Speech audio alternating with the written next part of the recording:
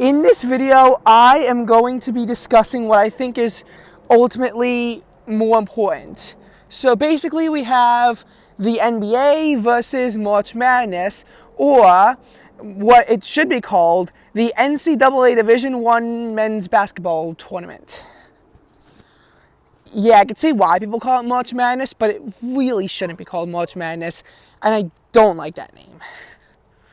Now, March Madness brackets lock up at 12 o'clock. I actually already did my bracket, which I might go over in a YouTube video once it starts, because I don't want you copying my bracket. But once it starts, I might at that point be willing to show you my bracket and you know what I did. Obviously, as a biased Iowa State fan who's actually currently wearing an Iowa State shirt, don't know if you could see, but as a biased Iowa State fan, I obviously picked Iowa State to win March Madness. But seeing as they're a number 2 seed for their region, which I keep forgetting which one it is, but I mean, like, it's a stunning possibility. It genuinely could happen. I mean, like, I'm going to be honest, objectively speaking, they're probably at about, like, the 6th or 7th best odds to win it all. And obviously someone has to win.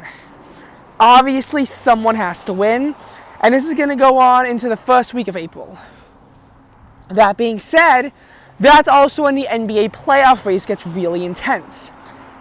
As of right now, only one team has clinched a playoff spot in the Boston Celtics. We've seen 4 teams eliminated so far.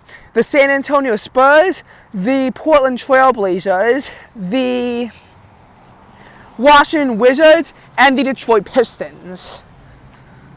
And, you know, what I think is important to recognize is that we're obviously heading into a very tight playoff race. In the Western Conference right now, there are, being 500 would get you at, like, being at the worst play-in team, who has to play 2 games on the road just to qualify for the playoffs. It's a long shot. The Eastern Conference isn't quite as competitive, but we're seeing, like, the bad teams are really bad. But at the same time, we're seeing a lot of good teams, and again, like, better records are needed to get into the playoffs. There were times where being sub 500 could get you into the playoffs. This year it's going to be nearly impossible to be sub 500, still qualify for the NBA playoffs. We're looking at a very competitive NBA setting, especially in that Western Conference, It's going to be intense, and it's going to heat up very quickly. You're going to see matchups between two teams of similar levels, and those games, I'm telling you, they mean everything right now. So, with that being said, as fun as March Madness is, you really can't lose sight of the NBA during this time. March Madness is not as important as the NBA, because sure, obviously you want your bracket to be successful because, the best bracket is going to win. And obviously, the chances of a perfect bracket succeeding are quite small. They're about like 1 in 128 billion. But you can still get a lot of stuff right with a March Madness bracket.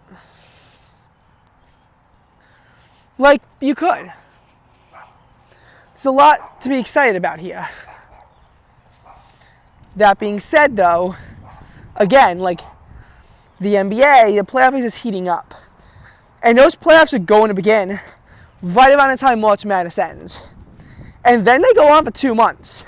So pretty much the rest of the school year is actually going to be throughout the NBA playoffs.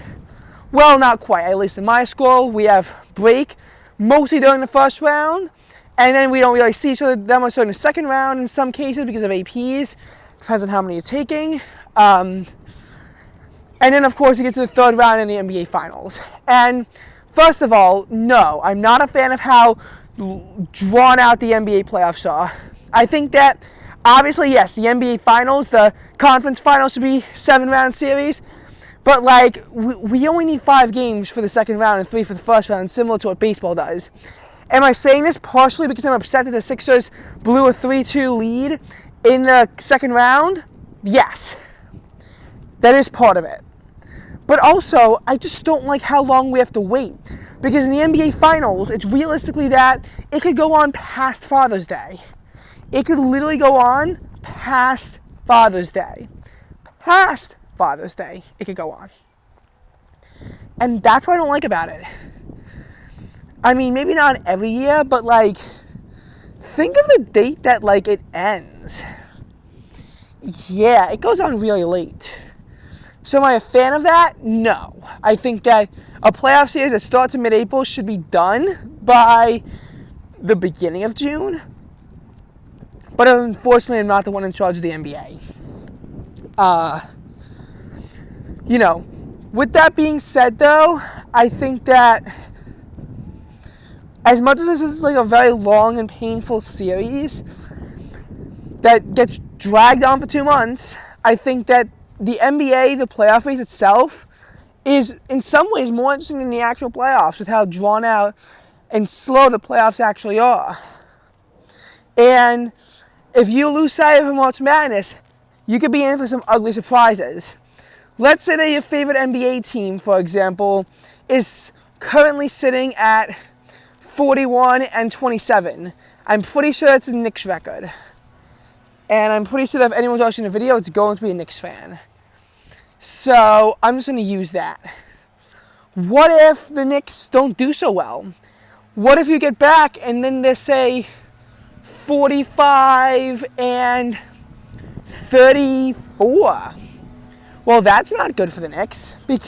And they're going to lose a lot of seeding. I'm pretty sure right now the Knicks hold the 4 seed. They'll probably fall down to 6 or 7 if that's what it is. But you would have completely lost sight of that because of March Madness. And as a Sixers fan, I feel that tension even more. The Sixers right now are a 38-30 team. We're not horrible, but we're only at a 6 seed and in perilous danger of falling further. So, obviously as a 76ers fan, I'm just, thinking as to, as a 76ers fan, I'm just sort of thinking as to, this could go horribly. Because the Sixers could fall to, the 10 seed or something like that. And I'm being serious. If they only win one more game the rest of the season, which, with how bad they've played at times, you can never discount. Because you have to realize that between their January 22nd win over the Spurs and their February 12th win over the Wizards, so a considerable period of time,